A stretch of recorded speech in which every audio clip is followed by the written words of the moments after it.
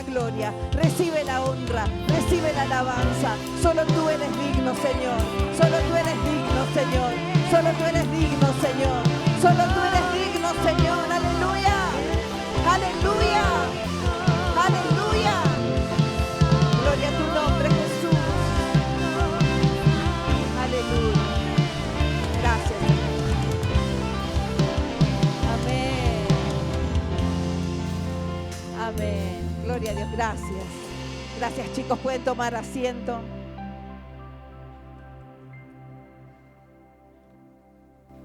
Y es tremendo cuando uno santifica su imaginación. Y va más allá, porque es el Espíritu Santo el que nos revela a Cristo. Y va más allá. Podemos tener la experiencia de poder contemplar al Señor. Hay una experiencia que se llama justamente así. Pero tenemos que aprender a estar en su presencia. A veces estamos con la mente pendiente de lo que pasó hace un rato, no sé, los que les gusta el fútbol, los que les gustan los deportes, no importa qué. Pero ahora tu pensamiento tiene que estar en Cristo, porque si Dios te quiere hablar, tenemos que estar dispuestos a escuchar. Saben que me da mucha no es tristeza la palabra, pero a veces pregunto, ¿no? No voy a preguntar ahora, pero a veces pregunto, ¿sobre qué prediqué el domingo pasado? Y se escuchan los grillitos, cric, cric, cric, cric, cric, cric. Entonces, si no sé de qué prediqué, si no se sabe sobre qué se predicó, ¿qué practiqué durante la semana? Cric, cric. O sea, los grillitos suenan así, cric, cric, cric, cric, cric, cric. Así. Entonces, yo hoy oraba y le pedí al Espíritu Santo de Dios, Señor, hacenos hacedores de tu palabra. Hacenos hacedores de tu palabra, que podamos oír tu palabra, amar tu palabra, atesorar tu palabra, pero practicarla. Practicarla. Que el diablo no venga a robar la palabra que se siembra hoy aquí. Que hoy se predique la palabra en este lugar es un acto del amor de Dios.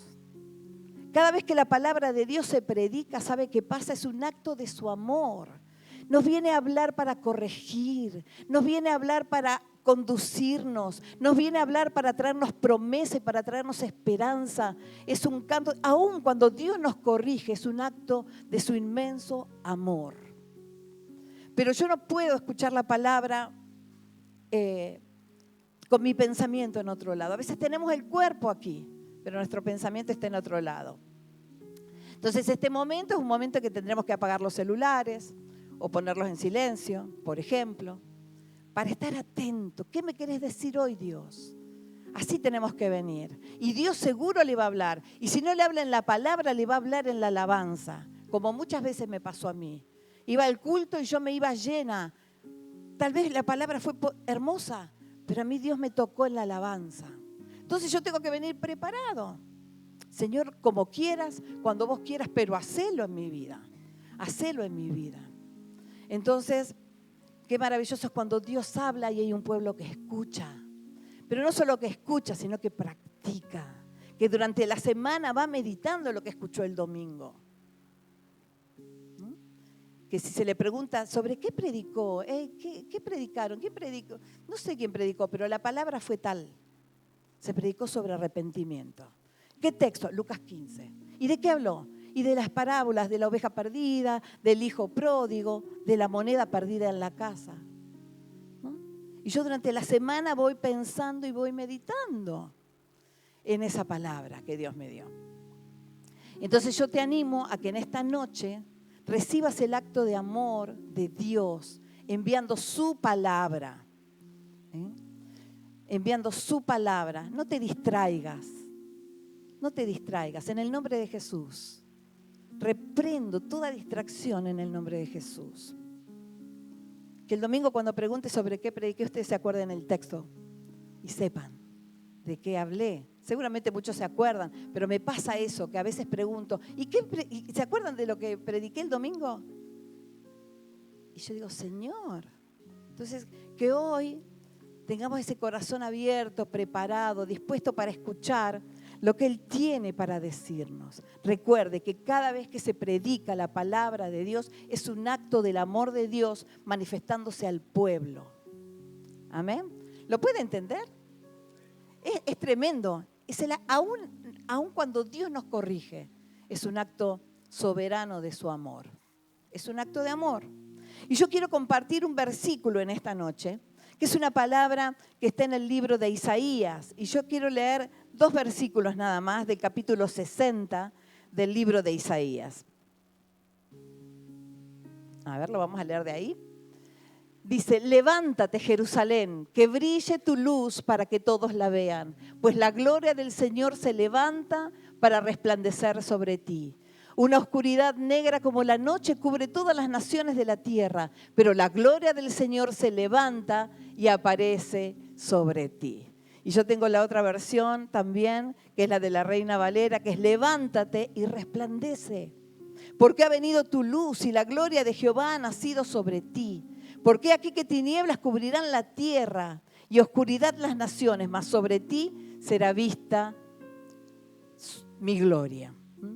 Sobre ti será vista mi gloria. Tremendo el libro de Isaías. Si no lo leyó usted, a lo mejor muchos ya lo han leído muchas veces, pero si hay alguien que no lo leyó, léalo. Lea el libro del profeta Isaías. El profeta Isaías fue un profeta de la cautividad.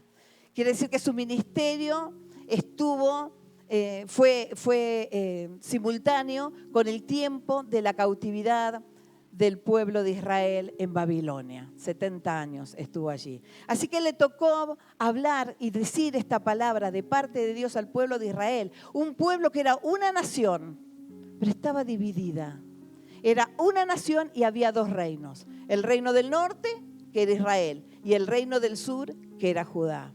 El reino del norte fue destruido, disuelto, no quedó nada por los asirios y quedó el reino de Judá.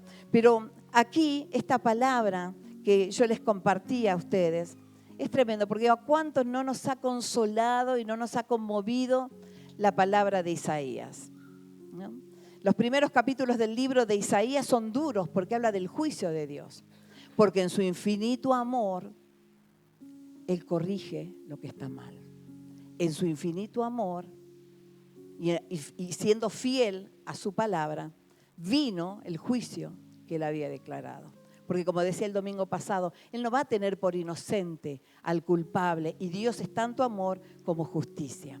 Y por eso, y por amor al pueblo de Israel, pasó esto. Ellos fueron llevados cautivos, el pueblo de Israel fue llevado cautivo a Babilonia. Por 70 años estuvieron allí. Perdieron todo lo que tenían, todo, absolutamente todo. Fueron llevados a un lugar donde hablaban otro idioma, tenían otras costumbres y fueron como esclavos, fueron cautivos. Estaban allí en Babilonia, fueron años donde habían perdido todo, y lo peor de todo era que habían perdido la esperanza. Qué tremendo cuando alguien pierde la esperanza. Cuando alguien pierde la esperanza es como decir, bueno, se acabó el camino. ¿Y ahora cómo se sigue? Es como entrar en una pausa. Cuando uno pierde la esperanza es como entrar en una pausa. Es una inacción. No sé, no hay nada que me motive porque no tengo esperanza. No veo más allá de lo que estoy viendo acá. Y el pueblo había perdido eso. No solo había perdido la alegría, había perdido su libertad, había perdido la esperanza. Y habían quedado como en pausa. Como en pausa. Para este tiempo, cuando Dios le da esta palabra a Isaías para compartirla con el pueblo, ellos ya habían quedado libres. Se habían cumplido los 70 años. ¿Cuántas generaciones habrán pasado ahí, no? ¿Cuántos habrán nacido en cautiverio también?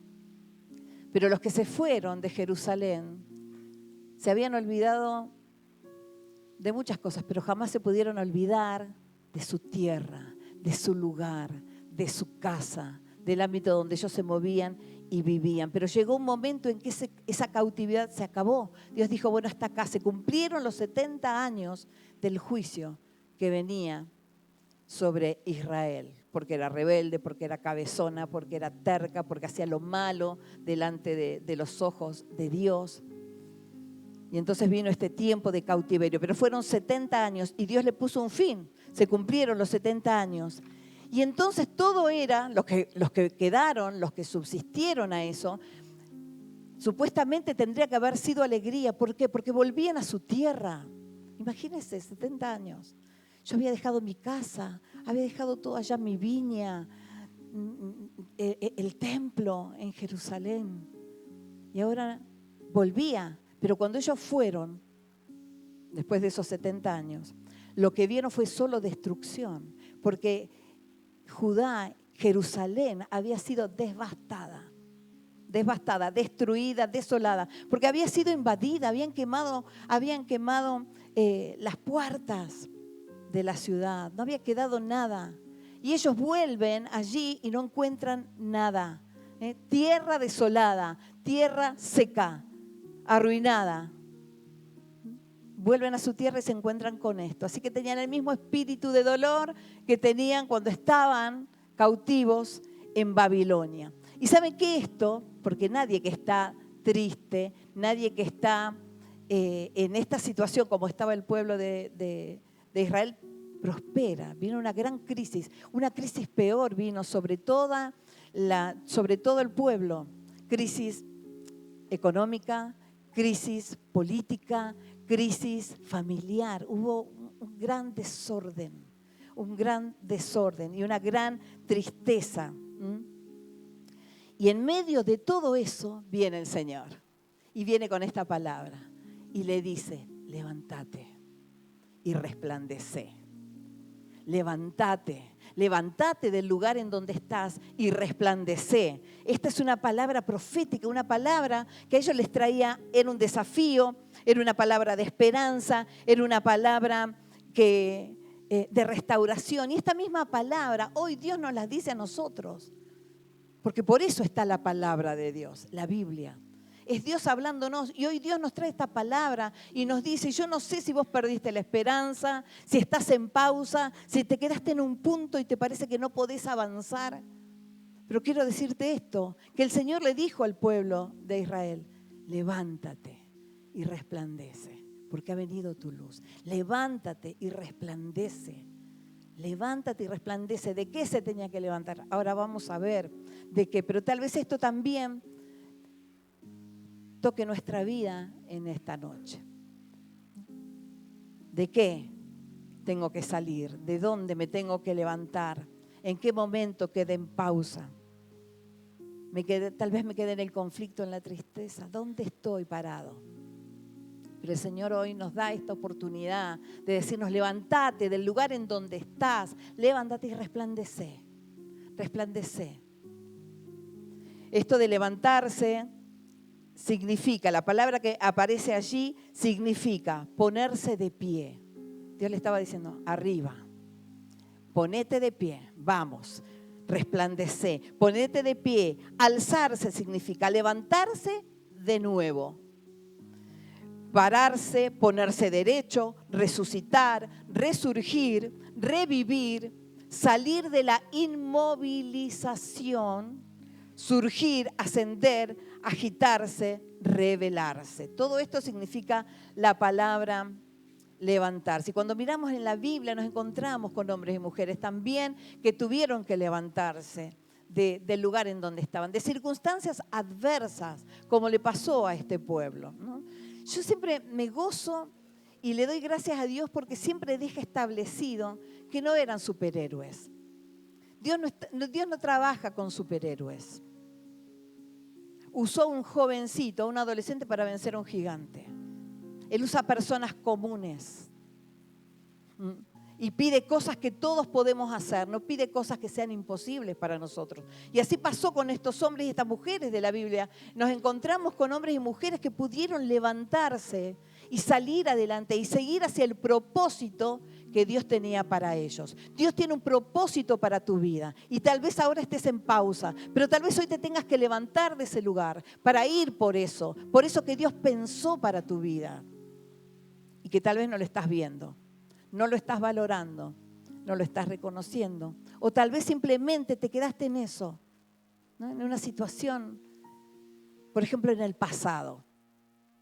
Una de las cosas de las cuales Dios le dice que se tiene que levantar es levantarse del pasado. Un pasado que para este pueblo tan agobiado, tan castigado, pero también tan rebelde, fue triste, fue un pasado que tal vez de necesidad, de esclavitud, de necesidad. Pero también a nosotros podemos estar presos del pasado. Tal vez todavía traemos tristeza de antes, alguna cuestión no resuelta del pasado. Tal vez nuestro pasado se marcó por la frustración, por un fracaso. Y quiero decirte esto, que tal vez ese pasado continúe siendo un peso a pesar de que conociste a Cristo. Puede ser, puede pasar. Puede pasar que ese pasado, a pesar de que estás en Cristo, de que caminás, aún tal vez estás sirviendo, no lo sé, pero no te permite avanzar hacia el propósito de Dios, para el propósito que planeó Dios para tu vida. Dios tiene un propósito para cada uno, para cada uno. Y Él se toma su tiempo y va obrando en nuestra vida, pero a veces nosotros nos quedamos así como en pausa. Y de ahí tenemos que levantarnos del pasado. Y hay un ejemplo en Nehemías 2:17, yo se los voy a leer. Son versículos que tengo aquí marcados.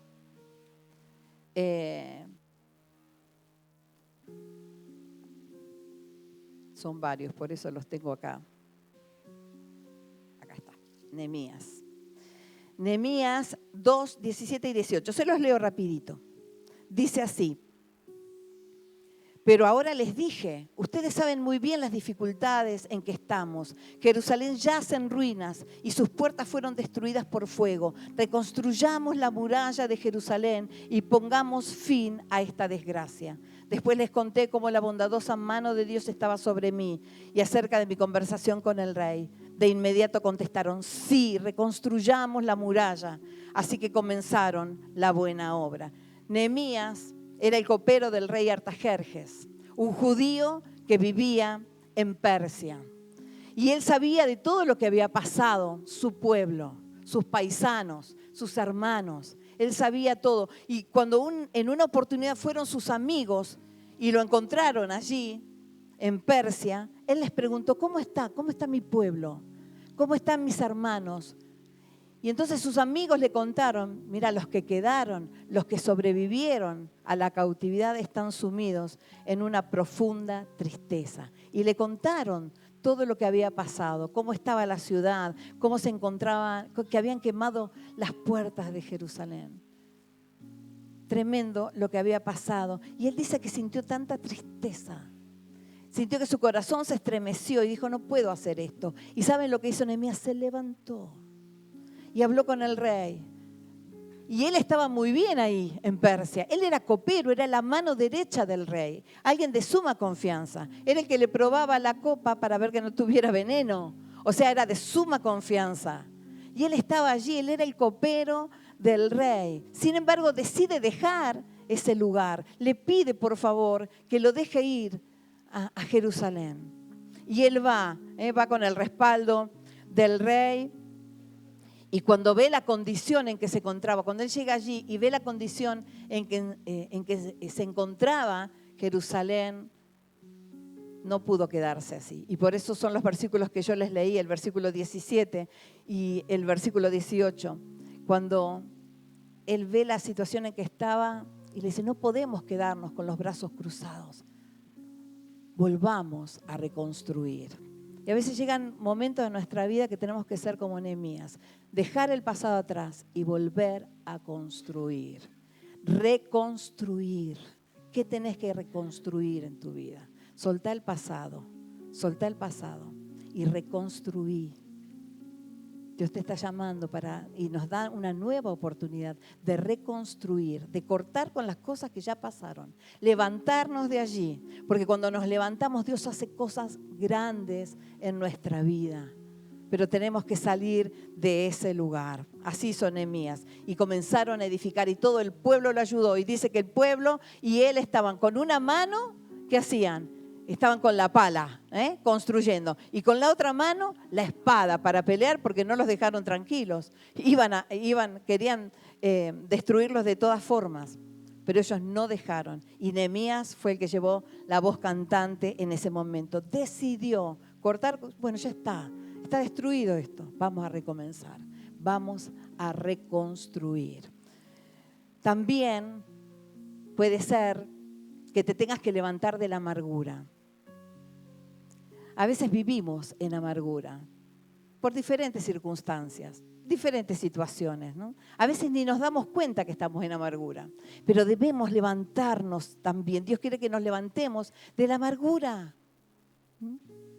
Esa amargura que muchas veces te ata y no te permite disfrutar lo nuevo de Dios. Cuando estamos amargados no disfrutamos de nada. Todo nos parece gris. Todo nos parece, ¿no? Como que ella me dice que sí, muy bien.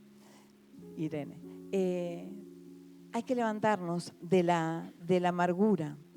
Y saben que hay un ejemplo también en la Biblia de una mujer que supo levantarse de esa situación, que fue Noemí. ¿Quién era Noemí? En el libro de Ruth, capítulo 1, versículos 6, 8 y 16, yo se los voy a relatar para no estar leyéndolo, pero Noemí era una mujer judía que vivía en Belén, pero vinieron problemas de hambre, circunstancias difíciles en Belén, entonces ella con su esposo y sus hijos deciden irse a Moab, a otro lugar. Pero resulta que en Moab muere su esposo, mueren sus 2 hijos. Y cuando una mujer quedaba viuda, quedaba absolutamente vulnerable, no tenía nada, vivía de mendigar. A ella no tenía nada, no le había quedado nada y se había llenado de amargura. Pero sus 2 nueras, las esposas de sus hijos, estaban con ella. Y en un momento ella les dice, miren, escuché que Dios comenzó a bendecir Belén, mi pueblo. Así que me voy a ir para allá. Ustedes vuelvan, yo no tengo más hijos para darles para que ustedes se casen. Así que ustedes vayan con sus padres, rehagan su vida, yo me voy a Belén. Pero era tal la amargura que ella tenía, que ella prefería que en vez de Noemí la llamaran Mara, que significa amargura. Tremendo. Las 2 nueras, una era Orfa y la otra Ruth. Orfa decide volverse con los padres, pero Ruth le dice algo maravilloso. Qué hermoso una nuera que te diga así. Le dice, no me pidas que te deje, porque a donde tú vayas yo iré. Tu pueblo será mi pueblo y tu Dios será mi Dios. Y entonces ella la acompañó a Noemí hacia Belén. Y cuando llegaron a Belén, ella estaba tan cambiada porque la amargura te cambia la cara. Y ella estaba tan entristecida y tan amargada que los propios vecinos, los que estaban con ella, los que la conocían, no la reconocieron. Pero bueno, Dios hizo una obra maravillosa porque Noemí estuvo dispuesta a salir de ese lugar de amargura, a ir hacia Belén nuevamente. Y allí, ¿saben lo que pasó? Había un pariente de Noemí llamado Boz, que se enamora de Ruth, se casan con Ruth. ¿Y saben qué pasó? Tuvieron a un hijito que se llamaba Obed. Y si nosotros miramos quién era Obed, Obed era el padre de Isaí. ¿Y saben quién era Isaí? El padre del rey David. Si Noemí se hubiese quedado amargada en el lugar en donde estaba, no se hubiese podido cumplir el plan, esto que Dios ya tenía en mente. Pero ella se levantó de la amargura, dijo, bueno, esto lo dejo acá, avanzo, sigo, me levanto y voy. Y de la línea descendiente de Ruth es el Mesías. Miren qué tremendo cuando nos decidimos levantarnos de la amargura, eso que no nos permite. Dios nos quiere dar, pero a veces estamos tan cerrados, ¿no? Encerrados en eso. Así que ella se levantó Y Dios le dio una hija, porque en realidad Ruth termina siendo su hija. Y a través de ella tiene descendencia. Ella tiene una nueva vida. Cuando nosotros nos decidimos a levantarnos del lugar de donde Dios nos está llamando, que nos levantemos, pasan cosas. Vamos a tener que hacer ajustes en nuestra vida seguramente. Seguramente tengamos que perdonar, seguramente tengamos que pedir perdón, seguramente tengamos que creer y confiar más en Dios, pero cuando nosotros tomamos esa decisión, Dios no se queda quieto. Dios hace grandes cosas. Miren lo que pasó con Noemí. De esa línea, de esa descendencia, vino Jesús. Tremendo. De una extranjera, como era Ruth, pero que decidió quedarse con Noemí. Y Noemí decidió salir de ese estado de amargura en el cual ella estaba. Él restaura. Y si vos estás en una situación así, el Señor hoy te dice, levántate, ponete de pie, salí de ese lugar, yo te voy a restaurar. Amén. Otra situación de la cual nos debemos levantar y que a veces caemos inconscientemente, no nos damos cuenta, pero caemos en ese lugar de esterilidad. Y no me refiero a la esterilidad física, me refiero a ese estado de infertilidad, de improductividad, podríamos llamarlo, ¿no? No somos productivos para Dios. Y Dios dice, no, dale, levántate, dale. Dios ama a las personas que dan fruto. Ama. Hoy hablamos con mis hijas, estábamos en la sobremesa y charlábamos acerca de lo que había pasado. ¿Cómo Jesús ama a los que llevan fruto? Dice que Jesús tenía hambre, iba pasando por un lugar y vio una higuera.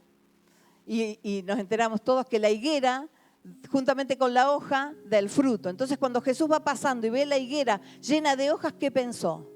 Que había fruto. ¿Y qué pasó? Cuando fue a agarrar, porque tenía hambre, quería comer un higo, no había. ¿Y qué hizo? No la quiso. Suena fuerte, mal. No la quiso. Y cuando volvió, la higuera estaba seca. Dios quiere que seamos productivos para Él, que dejemos la esterilidad de lado, que seamos proactivos en su reino. A veces nos quedamos en la comodidad, a veces nos acomodamos y como yo decía hace un tiempo atrás, cuando la iglesia comienza a acomodarse y decir, bueno, así estamos bien, es un problema. Porque Dios siempre quiere que nosotros estemos activos en su reino, activos, productivos, que llevemos fruto. Dios espera que demos fruto. Porque a veces nos pasa esto también, ¿no? Bueno, de que vemos que otros alcanzan y nosotros solo nos conformamos con ver y con anhelar, ¿no? Decir, qué bien que lo hizo, o qué lindo, cómo me gustaría, pero lo miro. Pero las promesas hay que alcanzarlas. Y esto de alcanzar promesas representa un trabajo. No es que yo me siento y me voy a cansar y no me voy a cansar de decir esto. Las promesas hay que alcanzarlas. Si Dios te llamó para el pastorado, empezá a leer la Biblia mínimamente. Comenzá a armar mensajes. Estudiá, santificá tu vida, ponete en orden con Dios. Si Dios te llamó para ser maestro, bueno, prepárate. Dios lo va a hacer en el tiempo en que estés preparado. Dios lo va a hacer, porque Él promete y cumple, pero nosotros debemos alcanzar esas promesas, ser productivos. Ana fue una mujer productiva. Ana, la mamá de Samuel. Cuando leemos en el libro de Samuel, en el primer libro de Samuel, cuenta la historia de Ana. Ana tenía un esposo cuyo nombre era muy gracioso, porque se llamaba Elcana. Elcana tenía dos mujeres, una era Ana y la otra era Penina. Penina podía tener hijos. Pero ¿qué pasaba? Elcana amaba a Ana y Ana era estéril. Pero Ana no se quedó con eso, se levantó de esa esterilidad y dijo, yo no me voy a quedar así. Así que se fue al templo, se postró, se tiró en el piso, comenzó a orar, a tal punto que el sacerdote le dijo, estás borracha esta mujer. Pero cuando ella va a buscar a Dios, le pide con todo su corazón un hijo. ¿Y sabe qué pasó? Dios le concedió y nació el profeta Samuel. Tremendo varón de Dios, en medio de una crisis en el país, Dios levanta un profeta. levanta a Samuel.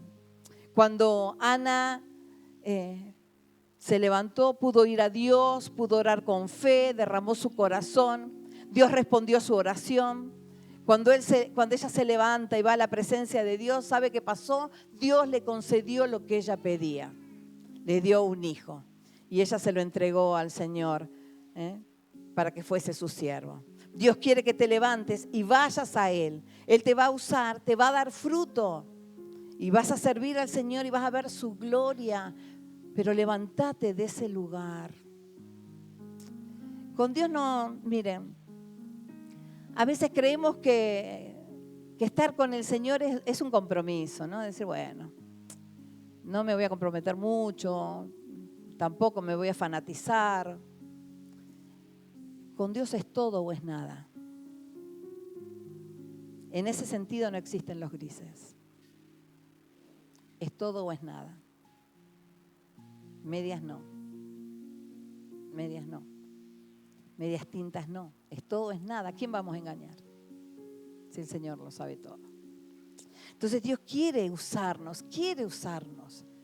Pero vamos a tener que levantarnos de ese lugar y ser productivos. ¿Y qué es ser productivo? Hablarle a la gente de Jesús. Consolar al que llora.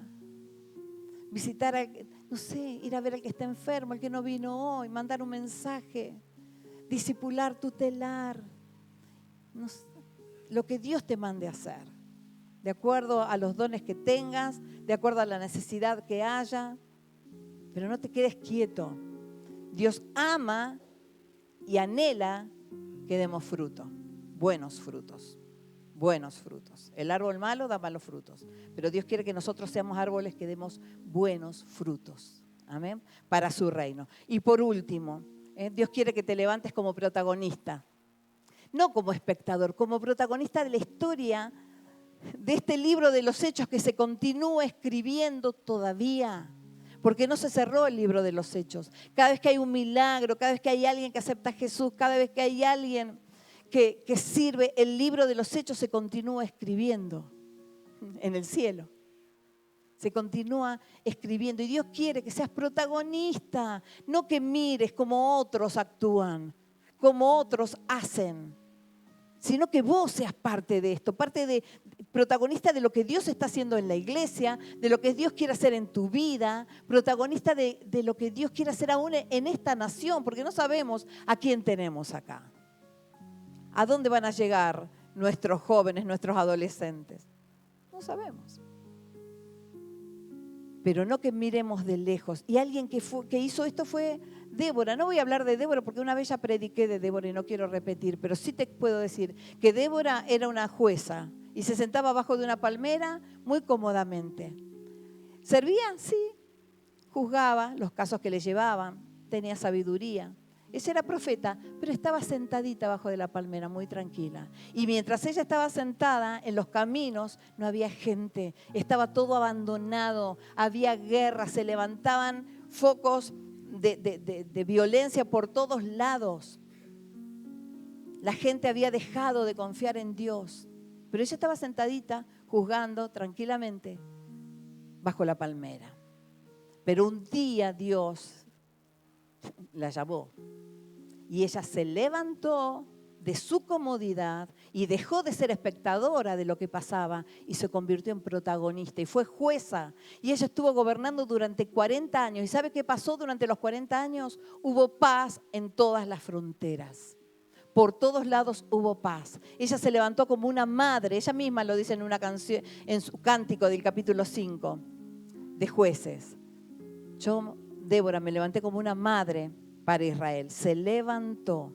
Así que, mis amados, levantémonos y resplandezcamos, porque Dios no quiere encontrarnos ni en el pasado, ni en la amargura, ni en la infertilidad, ni en la indiferencia, ni en la apatía, ni en el pecado.